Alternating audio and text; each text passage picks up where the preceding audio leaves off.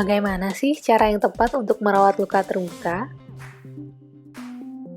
Sebelum kita belajar mengenai perawatan luka, mari kita belajar terlebih dahulu tentang jenis-jenis luka. Berdasarkan tingkat kontaminasinya, luka dibagi menjadi luka kotor dan luka bersih. Pada luka kotor, biasanya terdapat nanah dan tanda-tanda radang seperti warna merah, bengkak, nyeri, dan teraba panas. Luka yang terpapar debu, tanah atau lumpur, karat dan kotoran lainnya termasuk dalam luka kotor. Sedangkan luka bersih adalah luka setelah operasi atau bedah dan tidak ada tanda radang. Sedangkan berdasarkan mekanismenya, luka dibagi menjadi luka tumpul dan luka tajam. Luka tumpul dibagi menjadi luka memar, luka lecet, dan luka robek. Sedangkan luka tajam dibagi menjadi luka sayat, luka tusuk, dan luka bacok. Selanjutnya, mari kita belajar mengenai proses penyembuhan luka. Proses penyembuhan luka terdiri dari 4 fase. Fase pertama adalah pembekuan darah. Durasinya berlangsung dari 0 hingga 3 hari dari terbentuknya luka. Tujuannya adalah untuk menghentikan perdarahan agar tidak terjadi kehilangan darah. Fase yang kedua adalah fase peradangan. Durasinya 0 hingga 5 hari. Ciri-cirinya terdapat tanda radang seperti warna merah, bengkak, nyeri, dan teraba panas. Fase yang ketiga adalah fase pertumbuhan sel baru. Durasinya sekitar 3 minggu. Ciri-cirinya mulai tumbuh jaringan baru berwarna merah segar mengkilat. Fase yang keempat adalah fase pembentukan jaringan parut atau bekas luka. Durasinya sekitar 3 minggu hingga 2 tahun, tergantung dari keparahan luka. Selanjutnya, mari kita belajar langkah awal dalam merawat luka. Yang pertama, cucilah tangan dengan sabun dan air mengalir sebelum membersihkan luka. Kedua, hentikan perdarahan. Jika perdarahan sedikit, tekan luka dengan menggunakan kasa atau kapas yang bersih hingga perdarahannya berhenti. Jika perdarahan lebih hebat, lakukan bebat tekan dengan kasa balut atau kain bersih hingga perdarahannya berhenti.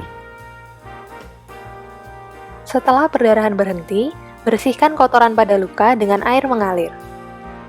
Lalu, gunakan cairan antiseptik untuk luka yang dituangkan pada kasa, lalu tempel-tempelkan pada luka. Setelah itu, bersihkan sisa cairan antiseptik dengan tisu atau kasa yang telah dibasahi dengan air, dengan cara menempel-nempelkannya pada luka. Selanjutnya, tutup luka dengan kasa steril atau plester luka atau balut dengan menggunakan kasa gulung.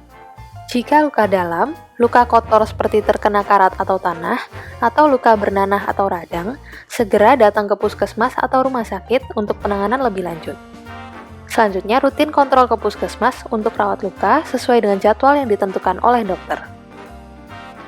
Tetap konsumsi makanan yang tinggi protein untuk membantu penyembuhan luka, seperti ikan, telur, tahu, tempe, dan ayam. Jika mengalami luka, ada hal-hal yang harus dihindari agar luka tidak semakin parah. Jika terkena luka tusuk, jangan cabut benda tajam dari tubuh, karena bisa menimbulkan perdarahan yang hebat. Kemudian, jangan masukkan benda-benda asing pada luka, seperti kunyit, bawang, kapur makan, ataupun minyak, karena akan menimbulkan infeksi yang akan menghambat penyembuhan luka. Jangan minum obat antibiotik tanpa resep dokter, karena dosis yang tidak tepat akan menimbulkan resistensi. Keempat, jangan kenakan air pada luka. Lindungi luka saat mandi agar tidak terkena air. Yang kelima, jangan menggaruk ataupun menggosok luka, karena dapat merusak jaringan yang baru yang sudah terbentuk. Selanjutnya, kita akan belajar mengenai faktor-faktor yang mempengaruhi penyembuhan luka. Semakin tua umur seseorang, proses penyembuhan luka akan semakin lambat. Begitu juga dengan kurangnya asupan nutrisi dan minum air putih. Selain itu, penyakit seperti diabetes, anemia, gagal jantung, HIV, kanker, dan penyakit infeksi lainnya juga dapat menghambat penyembuhan luka. Lokasi luka juga menentukan durasi penyembuhannya. Luka pada kaki, tangan, badan membutuhkan waktu yang lebih lama daripada luka di kepala, wajah, ataupun leher. Semakin singkat waktu antara cedera dan pengobatan, maka akan semakin singkat juga penyembuhan lukanya. Begitu juga dengan tingkat keparahan cedera dan kontaminasi atau infeksi. Penyembuhan luka membutuhkan waktu dan tenaga. Rutin merawat luka akan membantu mempercepat penyembuhannya. Semoga informasi ini bermanfaat. Salam sehat!